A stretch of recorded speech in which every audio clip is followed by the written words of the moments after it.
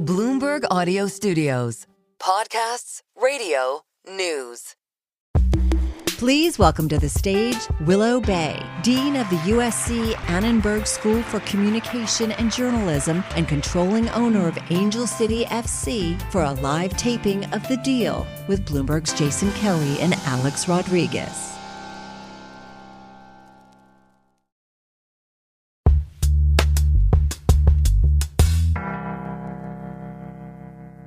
All right. Welcome.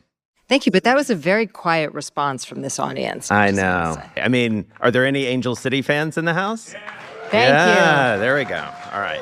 Well, we're so excited to have all of y'all here for a live taping of The Deal, and we're especially excited to have Willow here with us. So we're going to talk about lots of different things. We're going to talk some hoop. We're going to talk some soccer, obviously. But I want to start with your day job, if we can, Willow, as you were introduced, Dean of the Annenberg School over at USC.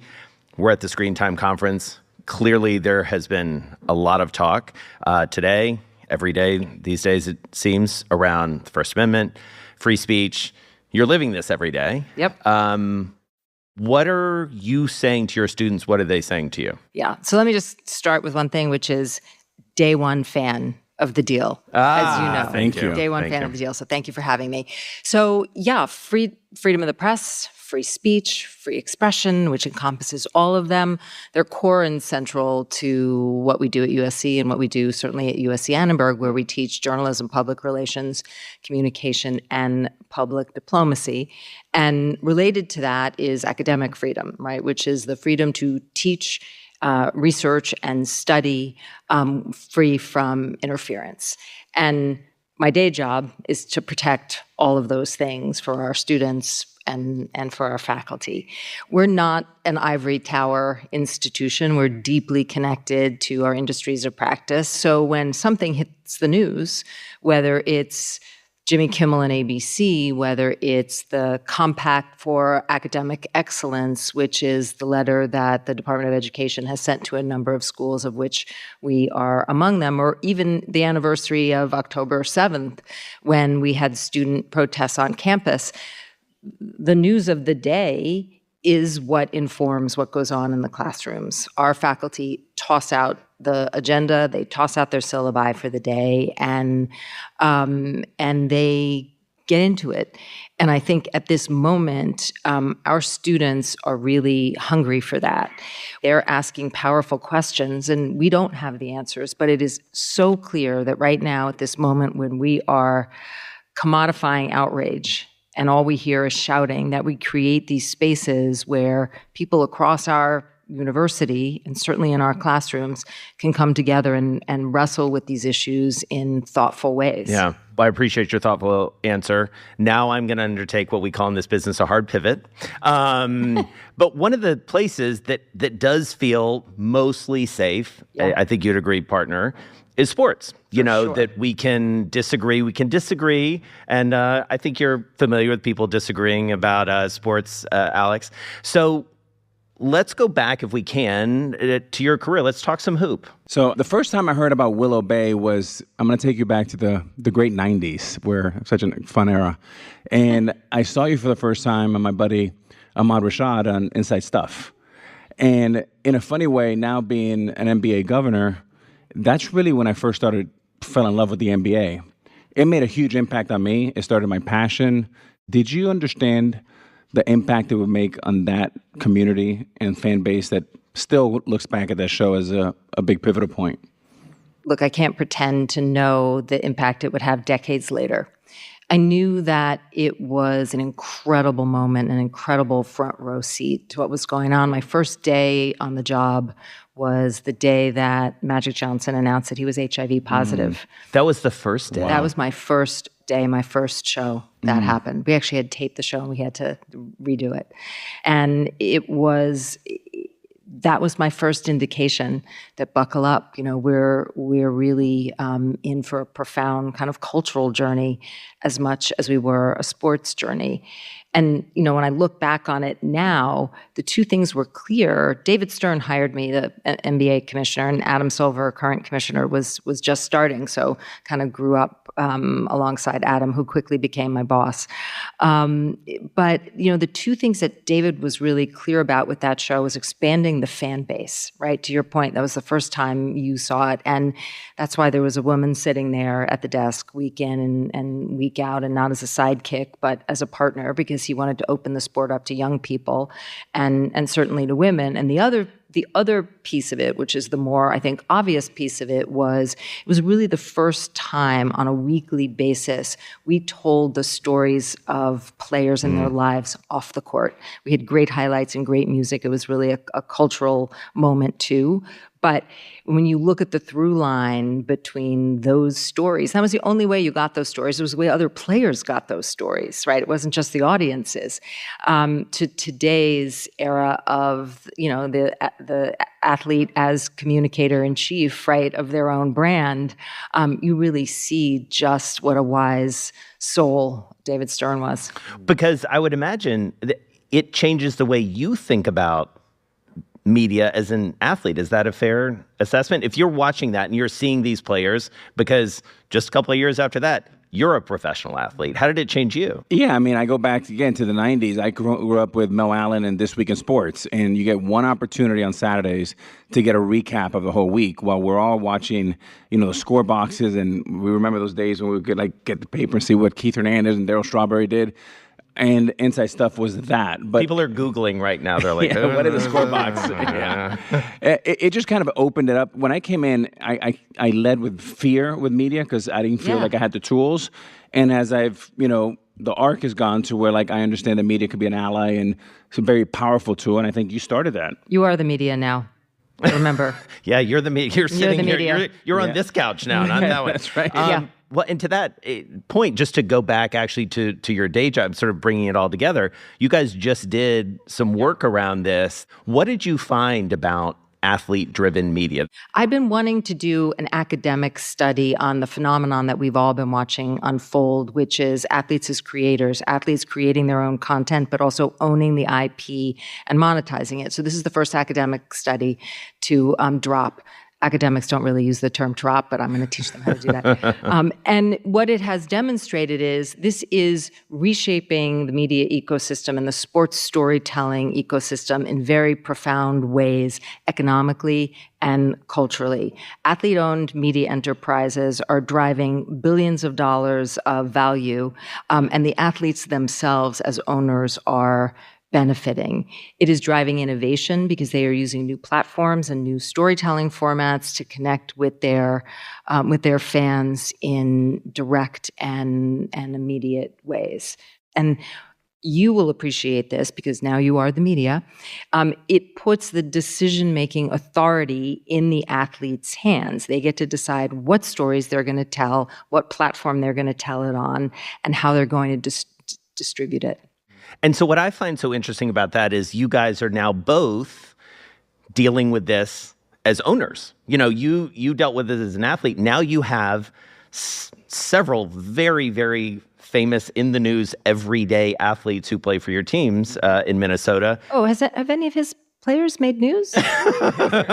No, just a little bit. I'll say their names out loud. Anthony Edwards, Nafisa Collier, obviously are out there in a very big way. You're now dealing with this as the owner of Angel City. So let's talk about what the responsibilities are as an owner, and let's talk about you as an owner. How did this is the deal. How did you come to this? I love a good story, even more so if it's a good business story and sits at the intersection of sports and culture. And Angel City is a phenomenal story in the way they captured not just Los Angeles' attention, but the world's attention with this mission to drive equity on and off the pitch. I had never imagined, right, that I would be an owner. You might have. I certainly didn't. And we made the decision really quickly, my co-owner and I. But I was the one in some ways who had the grounding because I used to take students there. Every year I teach a sports immersion class in the spring. And every year we would visit Angel City because I thought it was imperative that we make sure we were centering women's sports in the array of sports entities that we were exposing students to. So every year students would do a project for them. And so it was this very intense snapshot of a startup year by year and the decisions they were making from, who's the first player that we should hire to how can we develop our sponsorship partners in a way that aligns our community impact with our player interests and values. And when the opportunity arose, I had that grounding combined with, what we were watching happen with women's sports, both at the college level and at the professional level. And, I literally said to Bob, do you have any interest in doing this? And he did not even pause and said, absolutely. And we were in the bidding process. Bob Iger is my co-owner and partner in this. And husband. And husband. Oh, right, husband. Yeah.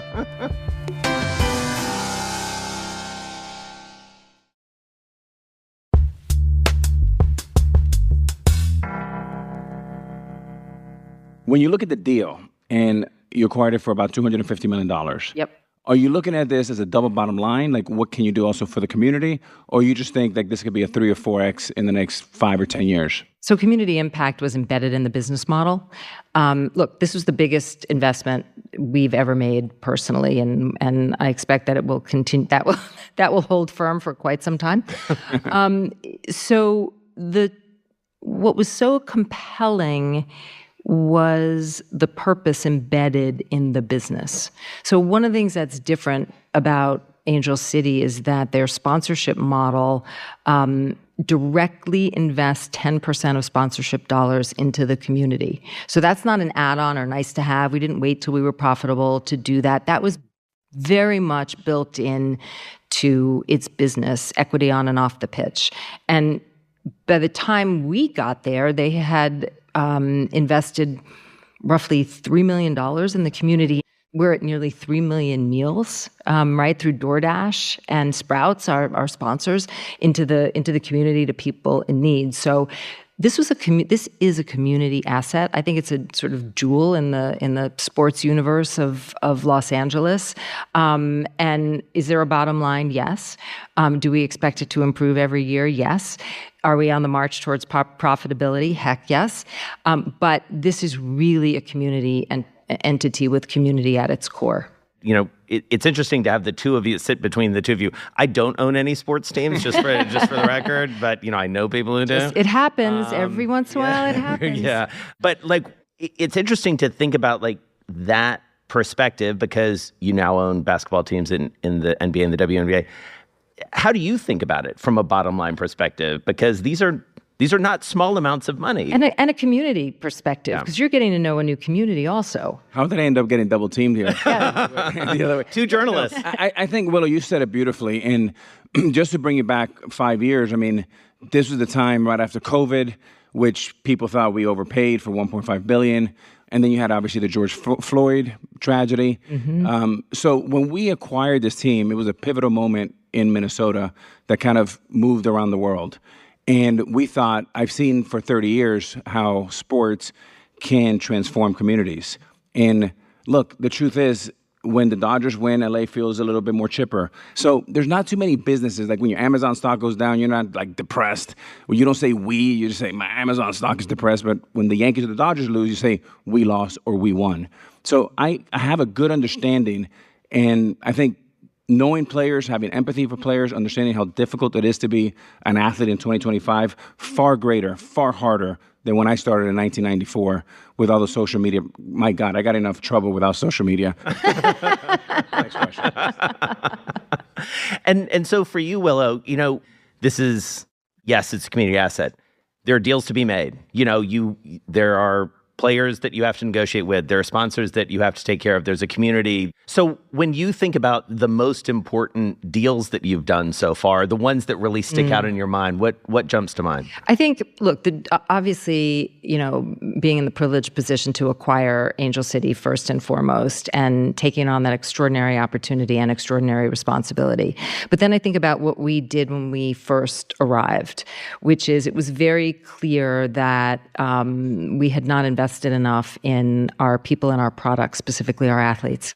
So we opened a brand new state-of-the-art training facility, which when we did it was kind of the biggest and best there was. I'm really hoping that's changing, because with every one of these step-ups, others follow, and which is what we desperately need, right? We need a significant level of investment in women athletes and in their ability to perform. So we did that, and then we got to work on the sporting side, right? Hired a new GM and a new coach because, Alex, we would love to make LA chipper.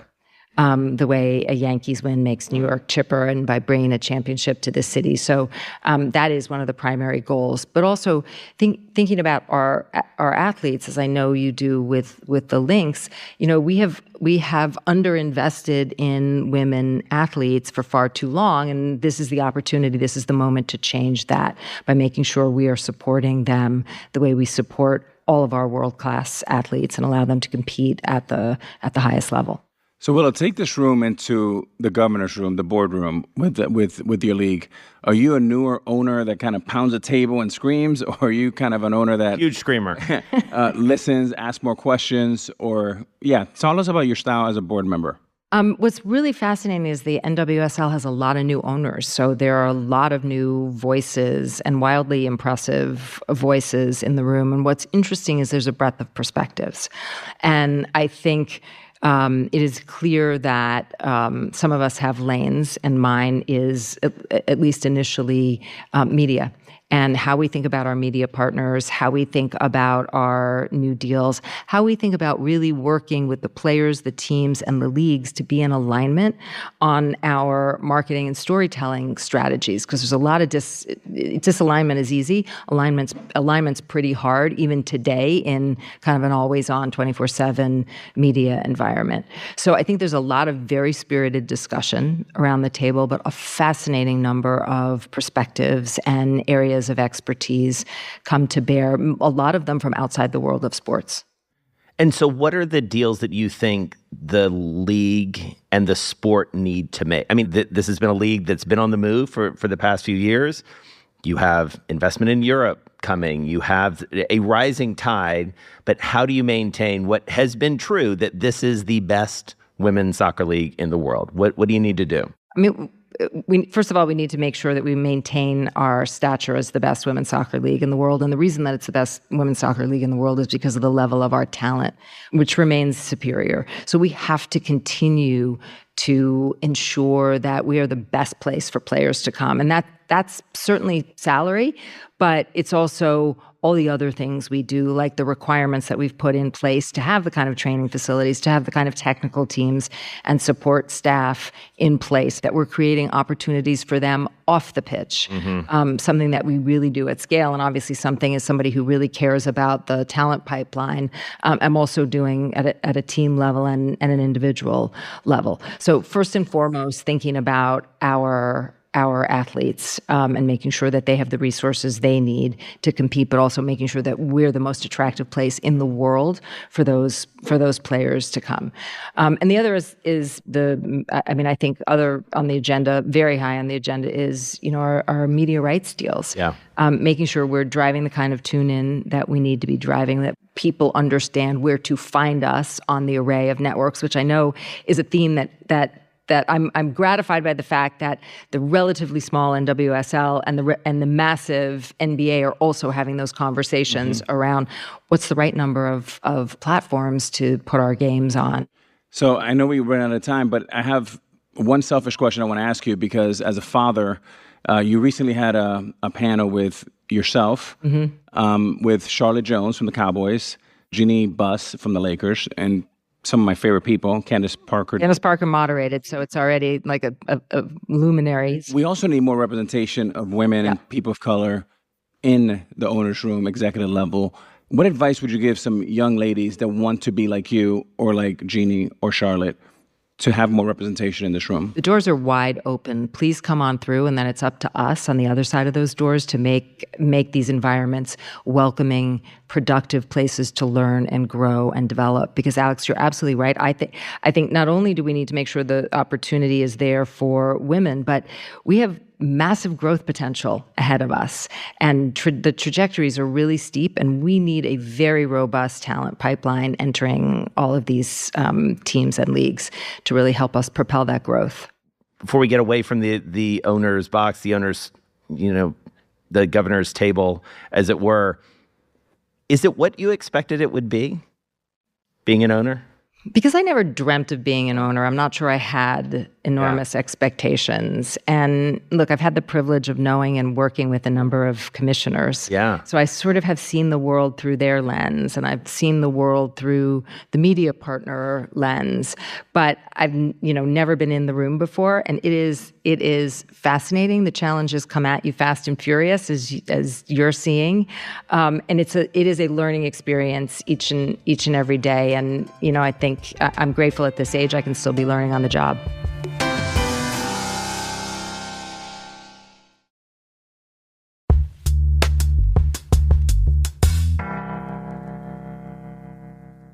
All right, so we're going to do our rapid fire. I would lose on Jeopardy, so don't make them too rapid because I'm freeze. All right, we're going to bounce it back and forth. I'll start and then Alex will pick up. What is one word to describe your deal-making style? Deliberate. What's more important to you, gut or data? Gut. Who's your dream deal-making partner? Bob Iger. Mine too. He paid me very well. Alex, we had our 30-year anniversary. We had the Yankees game at the table. On our wedding night, we had the Yankees game on the television. So I love it. It's working. What's the best piece of advice you ever received on deal making or business? So on deal making, don't squeeze your partner dry. Leave something. Let everybody walk away from the table with their heads held high. And then related to that is, therefore, don't start at the extremes. Start a little bit closer in and at a more realistic place so you save wear and tear on everybody. What's the worst advice you've been given? That I needed to change my name if I was going to be taken seriously in business. Ooh, wow. By somebody that I adore, who was just giving me some constructive That must have been in the 70s. What's a deal you wish you had done? Oh, a deal I wish I had done. Well, look, my kids would tell you any NBA team that comes on the market that we didn't actually buy, not that we could afford it, we should have gone for and didn't. So I'm failing them left and right. I think I like the idea of Angel City as your family business. Yep, I do too. Your sons a bit. I do too.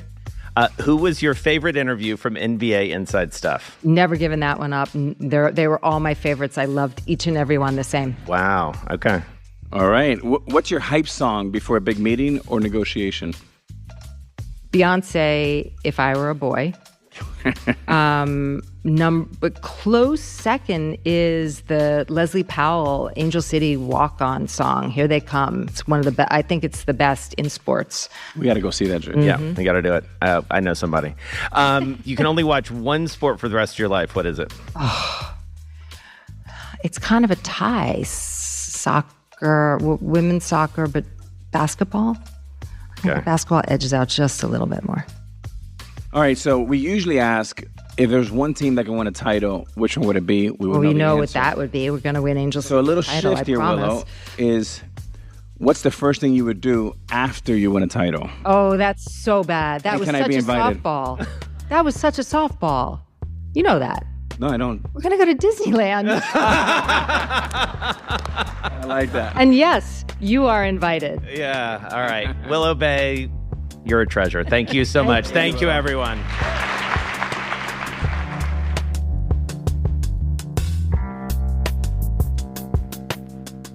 The Deal is a production from Bloomberg Podcasts and Bloomberg Originals. The Deal is hosted by Alex Rodriguez and Jason Kelly. This show was produced by Anna Mazarakis, Stacey Wong, Lizzie Phillip, Eden Martinez, and Tom Gibson. Original music and engineering by Blake Maples. Jason Brandt was our sound operator. Our booker is Paige Keffer. David E. Ravella is our managing editor. Our executive producers are Jason Kelly, Amy Keene, Jordan Opplinger, Trey Shallowhorn, Regina Delia, Kelly LaFerrier, and Ashley Honig. Sage Bauman is our head of podcasts. Special thanks to Rachel Carnevale, Elena Sausangelis, Nick Silva, Chelsea Hoon, Adrian Toscano, Jared Sinclair, Stephen Fosberg, and Micah Rondo. Joshua DeVoe is our director of photography. Rubab Shakir is our creative director. Art direction is from Jacqueline Kessler. Technical direction by Matt Profit. Justin Gonzalez was our video engineer. Camera operation by Don Downey, Emmanuel Moran, Matt Tomlin, Douglas Higginbotham, Patrick Morrissey, Alan Thorogood, and Cameron Wallace.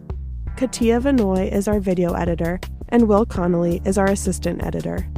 You can listen to The Deal on Apple Podcasts, Spotify, or wherever you get your podcasts.